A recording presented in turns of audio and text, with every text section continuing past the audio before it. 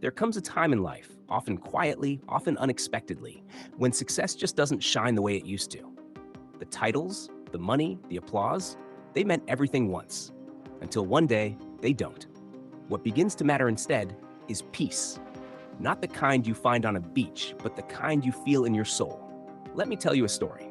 There was a man named Leonard, once a high-profile corporate executive. He had built a business empire, traveled the world, earned millions. People admired him, envied him, even feared him. But they didn't know that behind his sharp suits and calendar full of meetings was a man who hadn't slept peacefully in years. His phone rang constantly. His mind never stopped racing. He had a mansion, but no true rest. He had power, but no one to talk to at 2 a.m. when he felt empty. One evening, at 68, after stepping down from his role, Leonard sat alone in his home office, surrounded by awards and photographs, and whispered, "I spent my whole life winning, but what did I lose?" He remembered the conversations he cut short, the family trips he skipped, the friendships he let die quietly in the name of productivity. He didn't regret success, but he began to realize something deeper. Success had been expensive, and what it cost him was peace. So, for the first time in decades, Leonard did something radical. He slowed down. He began spending his mornings watching birds instead of emails. He walked barefoot in the grass. He apologized to people he hadn't spoken to in years. He laughed at things he once called a waste of time. He picked up old photographs and cried, not out of guilt, but release. And for the first time in his life, he wasn't winning, but he was finally free. Here's the truth no one teaches us when we're young. Success feeds the ego. Peace feeds the soul. We chase goals, deadlines, promotions, status, thinking happiness waits at the top. And yes, success feels good.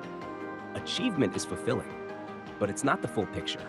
Because when you lie in bed at night, it's not your resume that calms your heartbeat. It's your relationships, your memories, your inner stillness. It's the quiet knowledge that you're no longer fighting against life, you're flowing with it. As we age, something shifts inside us. We begin to want less noise, fewer opinions, and deeper connections. We stop needing to be right and start wanting to feel at peace. We let go of control and learn to trust the timing of life.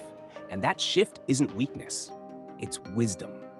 It's the realization that the loudest person in the room isn't the strongest. The calmest is. It's understanding that a walk with someone you love matters more than impressing strangers. It's choosing silence over drama, presence over prestige, balance over burnout. If you're listening to this and you feel a quiet tug in your heart, a voice saying, "I want that peace too," then maybe now is your time. Your time to say no to things that steal your joy. Disconnect from pressure that isn't yours. Forgive people who never apologized for your peace. Stop chasing and start being.